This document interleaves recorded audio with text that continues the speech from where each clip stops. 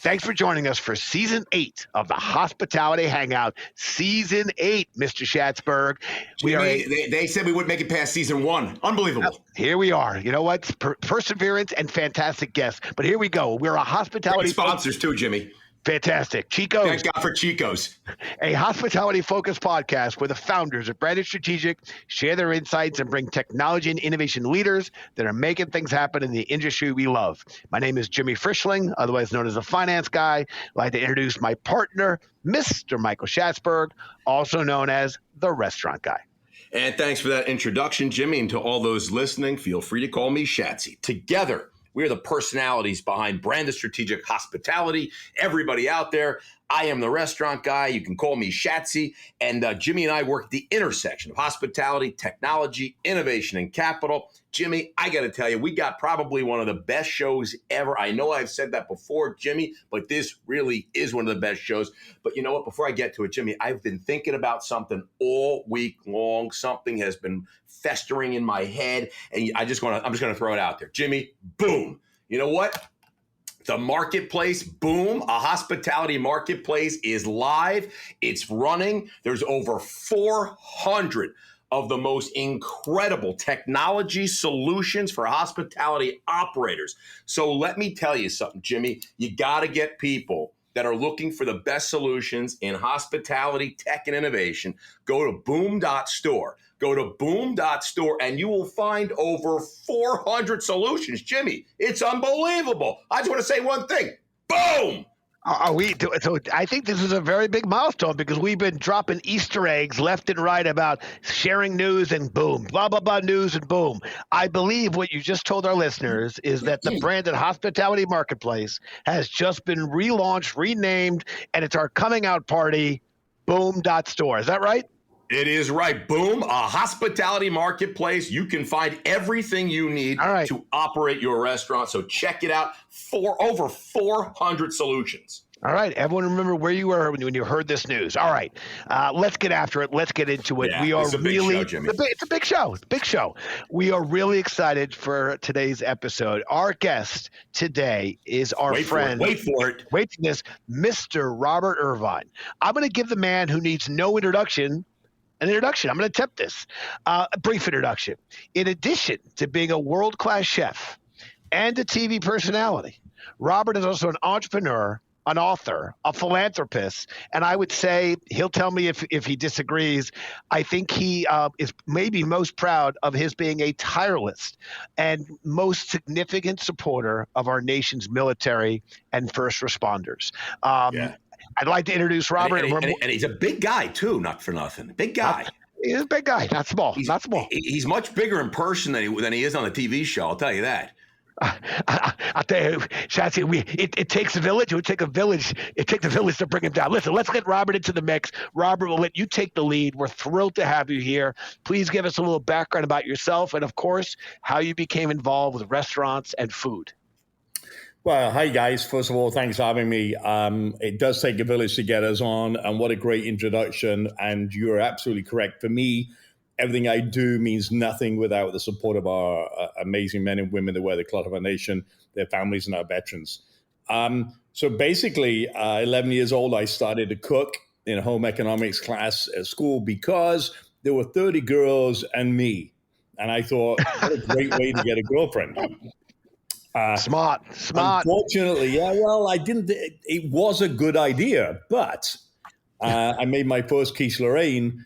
I took it home, realized that pastry, eggs, a little bacon, onion, some garlic, and cheese made a meal that somebody would be really happy with. And the girls were out the window. Food became part of my life. I joined the military at a very young age. My mother walked me down to the recruitment office when I was 15 and a half years old, simply because I used to play hooky or truant from school, drink my dad's beer. When she went to work, one day she called the house. I picked up the phone, demise of Robert Irvine, let's go to the military. And I'd been a sea cadet. I'd been a sea cadet for many years, pretty much like a Boy Scout here in the United States. But I'd be going away every weekend to warships, to bases, Marine Corps bases. And I just loved that life. Became a sailor at 16 years old on my 16th birthday. And here I am at 57 in a couple of weeks, doing what I started many years ago, and that's cooking. Food to me is the ultimate passion, job, lifestyle, whatever you want to call it, because it affects so many other people. That is awesome. And I got to tell you, we got a lot to get into. But Robert, I got to tell you, before we dive into all things Robert Irvine, and there is a lot, I think probably one of the most important initiatives you have, and again, you've got a lot, and we're going to talk about them if we have time. There's so many, is the Robert Irvine Foundation.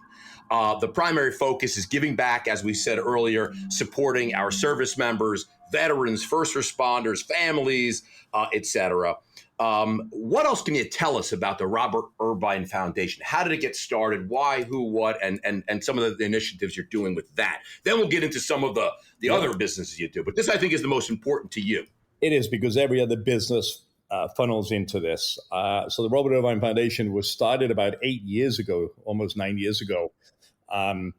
For about 15 years, I'd been working with Gary Sinise. You know Gary from many movies, sure. and Lieutenant Dan and all those things. Lieutenant Dan. Yeah. And one day I was going to Honduras to a special forces base called Sotacana to do a 4th of July party.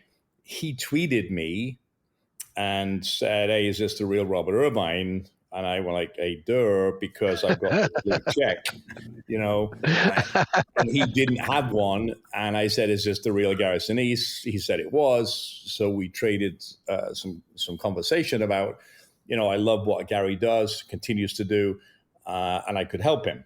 So literally weeks later, he asked me to do a dinner for 10,000 folks at San Diego Naval Medical Center. Which only 10,000. Yeah, that's easy for me. Small. I thought you were going to say 10, a dinner for 10. No, 10,000. And it was a barbecue where we used all the chiefs, all the corpsmen, and fed a lot of people. And Gary did the music, I did the food. And that's pretty much how I met Gary and started with Gary, raising funds for him, building homes, the Invisible Spirit Festivals, which we would do in every hospital around the country and around the world. Germany and so on and so forth. And then about 8 years into that, I decided that I felt that I could do more with our own foundation and continue to support his, obviously, which I still do, but really in a different format. So Gary takes a lot of programs. He builds homes. He does a lot of things. But I wanted my focus to be strategic on food, fitness, mental fitness, and physical fitness. So pretty much everything to do with physical and mental health, which we do. So some of the programs are, we have a program called Breaking Bread for Heroes. We do Mobius devices. So if you think of a Segway, Dean Kamen was the developer of the Segway, or the inventor of the Segway, developed a wheelchair that stands up eye level, can go up and down stairs on its own. About $50,000, $48,000 a piece. And we partnered with him, and last year we gave away 9 of those to service members, first responders, firefighters, police officers, etc.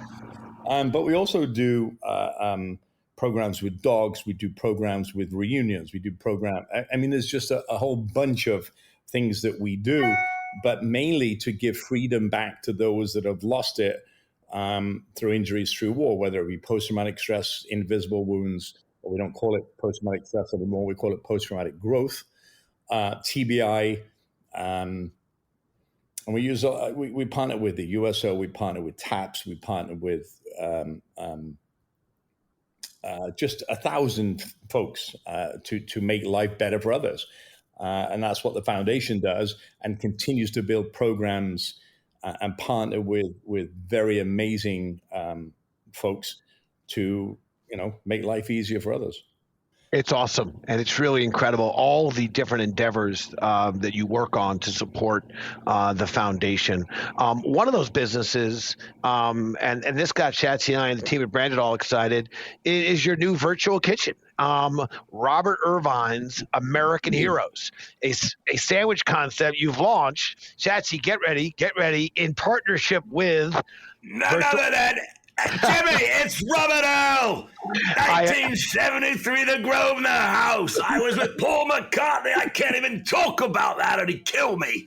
And Robert, please note that was Shatsy doing his worst imitation or his best imitation of you. But yes, Mr. Robert Earl, friend of the Branded team, Virtual Dining Concepts, VDC. But Robert, we talk a lot about ghost and kitchens and virtual restaurants on the Hangout and at Branded. It's becoming really a meaningful force, good, bad, or otherwise, in the industry. And it's an area of the market we're watching really closely and to see how it grows. How is your brand doing? How do you like operating the virtual space? And where can our listeners order? Where can they find you? Well, I number one, let's talk about virtual kitchens. I was not, and I repeat, I was not a fan of virtual kitchens, even through COVID. Is that breaking news? No, well, I imagine Robert Irvine talking about it. I imagine he's expressing his view. So you're converted. Okay, I said that for a reason, because when you put your name on something and you allow somebody else to do it, it's scary, because you're not the one making those foods, and it's your name, and we have a pretty big brand. So I was not a big fan of it. I went to Vegas to meet Robert Earl, who'd done Guys and all the other people that he deals with. And he assured me, based on working with my corporate chefs, I have 4 corporate chefs full time, that we could do this. So, when I say I am a convert. And the beautiful thing about the ghost kitchen for me, I'm a huge sandwich guy, just so you know, is that I wanted to. So is Jimmy. Jimmy loves a sandwich. Oh my God. I just think it's the best thing ever. And I wanted to open this concept in military bases, which at some point we will. And all the money's going to the foundation to give back. So I think now, off the top of my head, and I'm guessing here, not guessing, but I am, I think there's like 22 of them around the country. Right now, I get you the list because I can't tell you where they all are right now. But I feel look, everybody loves a good sandwich. There's so many, other brands out there that, the Jersey Mike's, the Subways, the blah, blah, blah, blah. But your sandwich name, tell our listeners your sandwich name, because it's a great name. So we've got American. So it's Robert Irvine's American Heroes, right? Right. It's American Hero. It's just so perfect. Why did I choose that? Because the money I wanted to go to the foundation, I want to progress this into, a franchise kind of brand, because I believe that it's a great brand and giving back to a great cause, which is our first responders, our men and women, our veterans, et cetera, et cetera. That's why we chose the name. That's why we picked 5 hot sandwiches, 5 cold sandwiches. I just think it's a great way. So I'm a big breakfast eater. I'm a big sandwich eater. And I thought it was the next best thing. And based on our arc of business and what we do in business, which you'll talk about at some point, I'm sure. Because since I saw you guys last, we're in three new businesses already. And I've got one for you that's going to blow your socks off. But you have no idea. This could be breaking news, Shatsy. This could be breaking news. So let me just go through this. Go ahead, Jimmy. Go ahead. I want to say, because Robert said he was skeptical, had his concerns about, putting his name, his brand, in a virtual brand, for all the reasons, Shatsy, you and I have talked about it. And I think one of the key lessons we've learned is not all these platforms are the same. And I guess, and I'll give a shout out to our friend Robert Earl and Trish Giordano and the team over there. They're hospitality people. They're food people. They're restaurant people. And I think what Shats and I had observed with some other platforms was that they're tech people. And it's almost like they didn't care And I don't want to, I'm not hitting everybody, but there were those out there who I thought cared less. The food doesn't matter. It's how fast you get it. How fast you get it there. The food doesn't matter. How easy is the user interface. Who's going to eat a crappy sandwich? Exactly. So I actually love the fact that Robert Irvine partnered with a hospitality crew, first and foremost, to make sure this brand, the integrity was there in the brand. I just want to share that. I'll pass it back to you. Since Robert I was the executive chef at Caesars, and he was still at Planet Hollywood. And I met him numerous times, and I love him. He's an eccentric guy, but great guy. He lives, eats, and breathes food. And to me, 100%. That's who you want to be with if you want to protect and grow a brand. Absolutely. No doubt. So we've talked a little bit about the Robert Irvine Foundation, all the great things you're doing there. We talked about Robert Irvine's American Heroes, great sandwich concept that you're launching with VDC. That's 2. Let's get into, nobody likes to have a drink more than Jimmy and I after a hard day's work. Love to get to the restaurants and break some bread and have a cocktail. Let's get into another business. It's the Irvine's it's a whole distilled spirits business, Irvine Spirits. I got to tell you, you got Irvine's American Dry Gin. Jimmy loves a good gin cocktail. You got the Irvine Precision Distilled Vodka. It's unbelievable. What can you tell us about this? And my last question is, when is the bourbon? When is the whiskey coming out? Because that's really what Jimmy and I love. But give us a little background on this. So let's go right back. About 6 years ago, I met a couple who came to a food event and sponsored a cocktail party for me, Murat and his wife, Z. Great people, Polish, had a distillery in Pennsylvania. I said, okay, let's go and look at it. We partnered 5 years ago, Boardroom Spirits. That's the actual distillery name, in Lansdale, Pennsylvania. And believe me, it has, if I tell you 1 bottle of vodka cranberry has 8 pounds of cranberries, real cranberries in it, I'll give you an idea of how quality it is. The problem with that is it's great in a small batch to sell quickly. But as a national brand, it couldn't go national because when it sits on the shelf and you have sediment, people think, it's not, the visual aspect of it is not good. So we changed based on Disney. Disney asked me to change the name from Boardroom to Irvine's for an obvious reason. We'll get there in a second. So in November of last year, we launched the American Gin, which is 13 botanicals, which I picked myself, and I did the research with the distiller myself to the point I actually went to Sri Lanka to pick up the cinnamon. Because what we use in the United States, Acacia, is not very good. Right? So super duper high quality. But in a price range that you can afford and have fun with. It's not juniper-y. There are junipers in it, but I wanted more of a citrus note as an American dry gin as opposed to a Hendrix or, one of those that you feel like you're drinking Christmas trees. And some people like that. That's great. Not for me. So I call it the non-gin drinkers gin. Then we started with so Boardroom has a vodka and a gin. Then I did another one and a different recipe for Irvine's, which is now in 42 states. And then we'll continue to bring out. We have in the Boardroom Spirits, the distillery, we have cans of vodka and iced tea, vodka and diet soda, vodka. I mean, we have a colossal catalog of products. Rum, bourbon will come out this year. Oh, yeah. All right, Jimmy. We have whiskey. It's the brand is phenomenal. So if you go into Pennsylvania in the tri-state area, you'll find Boardroom really big. Now we're going with Irvine's with a gin and vodka national because that's what apparently people want. And if you look at, of course they want it. Robert Irvine, for crying out loud. But the difference is, and here's the difference, guys. I don't license my name to anybody. I own the product, so I own the distillery. I just put in millions of dollars. It's a 23,000 square foot distillery. Fit Crunch is now over 250,000 square foot, which we started 8 years ago. I just opened the new warehouse and plant last Wednesday. And we hire locals. So PA is my kind of my circle of influence where I employ a lot of people.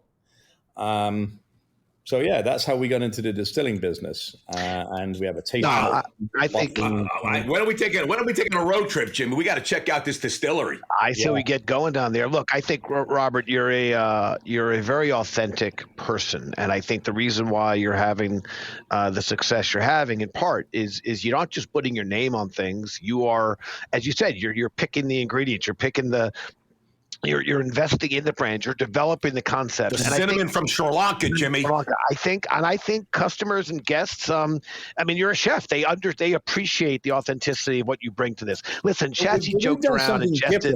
We've done something different. Yes. So you hear about wine pairings. This is a chef cultivated distillery. So we make cocktails to go with food. Just like you've seen over the years, guys, you guys have been in this business for like since Jesus Christ was born. But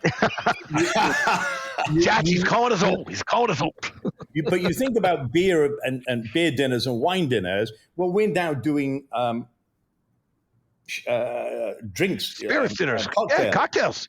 Yep, mixology. No, yep. I love it. Again, Schatz and I were both bartenders. I thought very good, but Schatz was far more popular because Schatzy decided he couldn't both serve drinks, talk to the women at the bar, and then run the register. So he just didn't charge for the drinks. He was very popular. Listen, he was joking around about how we eat and drink, and he's not wrong. We really do enjoy breaking bread. But you also talked about fitness, and that is a big part of both of our lives. And I'm personally a big fan of fitness challenges, and for a conversation over your spirits and a spirits tasting dinner, I have never lost a weight loss challenge. Albeit the last time I played, I had to retire because I found myself in the emergency room. But that's a story for another time. But I love what you're doing for Crunch for a Vet. The campaign, Crunch for a Vet, launched by your protein bar company. You just mentioned another Fit Crunch. Business, another business. Fit Crunch. It is a campaign to raise $15,000 for the Robert Irvine Foundation through the sweat of friends and fans of Robert's. Fit Crunch asked folks to post a video on social media of them performing an ab crunch or crunches with the hashtag Crunch for a Vet. Every time a crunch is performed, Fit Crunch, your company, will donate $1 to the Robert Irvine Foundation, which will go towards the purchase of these. Talked about these powered wheelchairs for severely wounded veterans. It really is something spectacular and special. Can you share a little bit of how the campaign is going for our listeners? Yeah. So in actual fact, we just pushed that to 100,000. By the way. 15,000 was too low, Robert. I was thinking there must be a zero missing there. That was when we started it 3 years ago. He's just reading old notes. Get up with the pro. It's old. Jimmy is always a little bit behind. It's old as new again. The coolest thing is, a lot of viewers don't know, or listeners, I'm sorry, do know that I do a lot of work with the military. So I spend about 150 days a year on the road with the military. Just come back from Germany, Poland, Spain, Romania. And the reason I'm telling you that is because I am now working with the armed forces to change the feeding with a new program called H2F, which is holistic feeding. Across the board, Army, Navy, Air Force, Marine Corps, Coast Guard, and Space Force. So when I go into, we talk about a nutrition brand. Yes, the nutrition brand started 8 years ago. It's $150 million a year brand. But wait, how much? $150 million a year is what that Fit Crunch does. Jimmy, how come you didn't even comment? $150 million worth of Fit Crunch bars? Yeah, and he just ate that all on his own. But the coolest thing about that is it plays into all of the fitness things that we do for post-traumatic stress, the foundation. The active duty men and women right now are Reserve and National Guard. And I want to put a little note in there about Planet Fitness, because Planet Fitness, Chris Rondeau is one of my partners. who is working, just finished a program from April till November. Well, it's not finished yet, but over 20 million people, kids from 14 to 19, getting in gyms, getting fit. And why do I tell you that in our industry? Because mums and dads that have kids and don't push them to eat well or exercise for reasons beyond their control sometimes. In other words, financials, we don't have the money, we don't have the expertise. We're trying, because now it's a national security issue. Not one person in the United States of America can join the military without extended training because they're already obese by our standards of military. So the Chris Rondos of the world, the Fresh Produce Association of the world, all these folks that are working together to try and get our country back healthy again. And that's our job too. That's our restaurant job. Yes, we have indulgent food, of course we do. But Fit Crunch is about, education, selling a product, making you healthier. I'm not saying Fit Crunch makes you healthier. That's not what I'm saying. What I'm saying is to put you on a path with nutrition, with exercise, with sleep, with the holistic approach, which is what we do in the military. It makes a lot of sense, man. I got to tell you, it's unbelievable. Listen, as I got to talk about another thing. I mean, we talked about the foundation. We talked about the American Hero, the new sandwich brand you're launching with VDC. You got the gin. You got the vodka. We're going to have some whiskey pretty soon. You got the rum. You got the Fit Crunch, $150 million worth of Fit Crunch. You got so many things going on. But I got to tell you, let me be the guy to bring up the one that I think you're most known for is the Food Network show, Restaurant Impossible. And I don't know how you do all that and still have a hit show on television, 19 seasons. I mean, I don't know when you sleep. I know Jimmy doesn't sleep. I don't know when you sleep. Look, as an operator, I'm a huge fan. My whole family is a huge fan of Restaurant Impossible. I can relate to it. I think it's funny. It's entertaining. It's just, I mean, obviously it's on for 19 seasons. It has to be. Let me just dig in a little bit because I just want to ask you a couple questions about that show. I mean, I see so many crazy situations there, and some I can relate to as an operator because I've seen them all. Some I can't even believe are real, but I'm going to ask you about that if some of these are made up or not. I don't know, but they seem so crazy. Can you share a couple, 2 or 3 of the most common mistakes operators make and some of the biggest hurdles to success that you've come across? I mean, in the 19 seasons, I mean, you've seen it all. I mean, is any of this made up or is this all real? Well, first of all, I'll answer that question. It's all real. I have no knowledge of the people. I have no knowledge of the situations till I actually walk in the door and I sit and talk to them. And from that point forward, that means 8 o'clock or 9 o'clock in the morning, and we open the following evening at 6 o'clock, having done renovation, changed the menu, retrained, etc. The biggest, and by the way, it's 21 seasons, but that's okay, 19 years on. But anyway, we're always a little bit behind. You know that. Jimmy said 15,000, it was 100,000. I wouldn't be that guy if I didn't correct you. So the first thing I find is the biggest problem is leadership. For me, leadership is a paramount importance. Why? Because you set expectations and you hold people accountable. If there's no leadership and there's nobody guiding the ship as such, then people do what they want and these restaurants get into problems. The biggest failing restaurant group in the world is Italians. Why is that? Not against the Italians, but the mom tells them they can cook great sauce or gravy. They make great pasta, so let's open a restaurant. You open a restaurant, you extend the credit cards to the max. You bring all your friends in, you give them drinks just like you do, and you don't charge because you're too busy cooking. Yeah, maybe right? I should be on Restaurant Impossible. You'd yell at me. The funny thing is, 6 months in, they realize they're $500,000 in debt. And I can tell you the biggest debt I've actually fixed on 324 episodes was one in Cerritos, California, at $1.1 million in debt. A grandmother, a mother, and a daughter. So 3 generations. I was there probably 4 months ago. They're now doing $3.4 million a year after paying off the debt. So I can tell you that in 3 years since COVID, quote unquote, we are 96% successful in the restaurants we've turned around.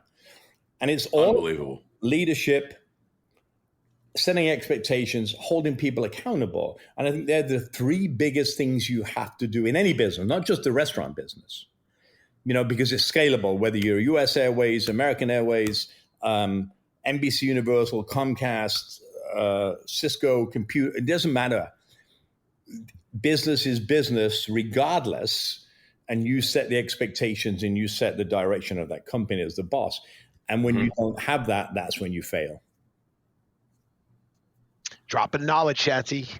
The gentleman, Robert's dropping knowledge. I dig it. Listen, while Shatsy's watching Restaurant Impossible, it's the competitive athlete side of me that can't resist a good competition. I'm watching Restaurant Rivals. Another show where you and Mr. John Taffer put your guiding principles to the test, using your trademark combination of tough love and sharp business acumen to help a pair of struggling restaurant owners back to profitability.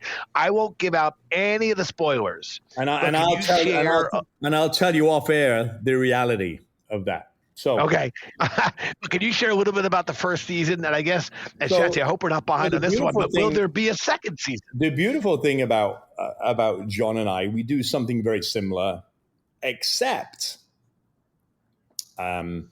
he does bars with food. Yep. I do restaurants with bars. With a bar. Right. I'm a chef by trade. John's a bartender by trade. So we're very different, and we have very different. My show, I will tell you, is a real 48 hours, and it really happens in real time. When you work with people from different networks, and we had to, because John I can't go on Paramount can't go on Food Network, but we can. A lot of politics, I suspect. A lot of politics. Yeah, but we can stream. So it's kind of fun, and people have been asking John and I to work together for years, and we had the opportunity to, and it was a great experience, I will tell you, because it just bolsters what I do for a living, what John does for a living, and how many issues there are out there with both bars and restaurants. I will tell you, there are no actors in my shows. There are no fake timelines. There are no, what you see is what you get. And if you don't like it, don't watch. It's authentic like you, sir. I would expect nothing less. But I had to ask, because some of those stories are so crazy. I'm like, how could people be doing that? But that's crazy. Hey, Shatsy, by the way, a veteran 3 weeks ago, who I've now put into a place in Boston to help him through post-traumatic through my foundation. But couldn't get off his chair. The restaurant was failing miserably because he'd lost a former Marine. And I think, look, if I can't fix it, and by the way, I don't believe there's anything that cannot be fixed. You start with the end in mind, and you go back in the steps to make sure that you have the steps to be successful and train the people. I'm only there for 48 hours. So what you see in 42 minutes of television time, I'm with them for 48 hours straight. So not only do we teach you and do it, but when the cameras are off doing something, I'm in your face teaching you. Yelling at them. Tough love. But I found from the early years when I used to get really angry with people, it doesn't equate to them. It's like having children. You can put somebody in a tight. Who screams more? You or Gordon Ramsay? Who screams more? Gordon. I'm the nice English version. Okay. By the way, Shatsy, I forgot. I think Gordon Ramsay's TV is all show because I've heard he's an amazing human being. So I'll put that out there. There you go. Listen, Shatsy, all I was going to say is Robert and I decided that he's going to let you have John Taffer, I get Robert, and we're going to go on a 2-on-2 cage wrestling match, okay? Just saying, okay. I get Robert, you get Taffer, and I wish you good luck with that. I get Robert. That's no offense. I've seen Taffer. He seems like a great guy. But that's not even a 3-minute cage match. Yeah, honestly, Jimmy, seriously. Dude, It's all about the draft choice, Jimmy, Shanty. I got first draft choice. We got that in about 3.5 seconds. Forget 3 minutes. Obviously. All right, listen. It turns out that while Shatz and I started this podcast because we love bringing on friends, bringing on guests, and talking to other people, we also learned along the way that sometimes our guests have questions for us. So here we go, talking back, where we offer our guests a chance to ask us any questions they might have. And as we like to say, nothing is off the table. So, Mr. Irvine, sir, the microphone is yours. I mean, I know you guys, so it's kind of what is your toughest job in the day? What is the toughest thing you both face in the day? Love that question. Yeah, I gotta have to. I'd say mine is the Peloton in the morning, Jimmy. I gotta tell you. I mean, an hour on the Peloton in the morning is killing me. Robert, it's killing me. I tell you. Well, obviously it's not working, so give it up. I appreciate that. Go on an elliptical, dude. I think it's a great question. Also, by the way, Shatsy, Robert could take on one of his his fitness challenges, and I'm telling you, you'll come out a better man. You might come out in pieces, but you come out a better man. Dead. I think it's a great question. I think first of all, I like to say that all of our most valuable commodity is time. That is the most precious thing we have. We can always make more money. You can give it a chance to make more money, but time we cannot manufacture. Therefore, you need to value it and prioritize and treat it accordingly. So to me, and thinking about your question about the biggest challenge, we're growing, we're an emerging company, we're loving it, we're having a really good time. We're also keeping busy with a variety of businesses that all kind of center on how to help operators improve margins for their restaurants with capital, with marketing and otherwise. Time management is the biggest challenge, and stretching ourselves. I think it's healthy to be stretched. It keeps you excited. It keeps you engaged. But then there's the point where you're stretched, where you become less not functioning properly, and you become there's diminishing returns. You all of a sudden are no longer adding value because you're stretched to the point of breaking. And I mean, for me during the day, I think managing time is probably the single biggest challenge that I really try to address, because I know if I'm focused, I can be valuable for the company, for our clients, for myself. But when I'm stretched to the point where it's helter-skelter, the returns just diminish incredibly. So that to me is the biggest challenge. I'm sticking with my hour on the Peloton. So here's my follow-on question, because there was a specific reason I asked that question. If time is the problem, what does balance in life look like for you both? Ooh, and I have an answer. Really good question. Too, but really good question. Again, category of TMI. I got married later in life. I have a young daughter, and for the first time, I have a greater appreciation of kind of why I work and my responsibilities, and focusing on the important things. I'm very fortunate. I really love working at Branded. I don't tell Schatz I said this. I really love working with him and the team. So to me, this is a cerebral sport that I'm fortunate to play, but I need to be home for my family, and I need to find ways to stretch the day. And I will say I'm fortunate to be in a day and age where technology allows me to work in any number of places and all, from home, from work. But I really try to keep balance of being home for my wife and daughter, while also being present for them and the company of which I support. Yeah, I'm going to just say, trying to spend more quality time with the folks that you really care about and love is definitely a challenge. But as you get older, wiser, you recognize what's most important, and some of the things that, yes, they need to get done. But to Jimmy's point, spending time with the folks that you really care about and love is something that you really have to treasure. I think if I learned anything from the pandemic, it was life is short. So you got to really enjoy each day, Listen, I can't let you ask any more questions, Robert, because I got to get into the next segment. I'm going to ask you this. I'm going to ask you. I'm going to make a statement. You put me on it. I'm going to make my time. So listen. Okay, go ahead. I disbelieve what you both just said, because as a type A personality, you're driven to be successful in everything you do. And every person I have asked, from the president, Republican and Democrat, down to the Sinises, to the James Caans, to all the people who are successful that I come across, I ask the same question. And each one of them says, if you are driven, there's no such thing as balance in your life. And I believe that. So I'll leave it there. Now you can go on. Oh, great answer. Damn it. Great point. Damn it. There's no balance. I'm trying to get balance, but I can't get balance. I think he just gave me the answer. We'll try. We ain't going to get it. So you know what? We ain't going to get it. Ain't going to get it. I feel better. All right, listen, Robert, real quick, because I know we're running out of time and you got to go start another business. Branded Quickfire. I'm going to ask you 5 lightning round questions. I want you to give me the first answer that comes to your mind. Are you ready, sir? Yes. Treadmill or spin bike? Treadmill. Where are you getting dinner from tonight? Sandwich. What is your favorite food city in the world? Oh my God. Now that's a tough one. There's so many, I can't put my finger on one. I mean, Vegas is great, but I travel so much. I travel 345 days a year around the world. I was just in Munich. Munich is a great food city, but so is Egypt. So, all right, we're going.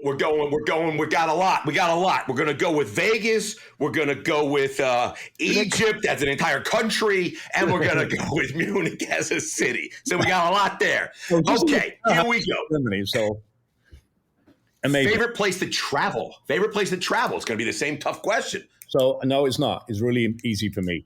It's when people say to me the same question as, what's your favorite meal and who would you cook for? Whenever I travel, it's normally to a military base. That's my favorite travel. And wherever that base is, the country I'm in, then I venture outside of that base occasionally, whether it be Abu Dhabi, Syria, Afghanistan, Iraq, Poland, Spain, Germany. They're my favorite times of travel because I get to influence change.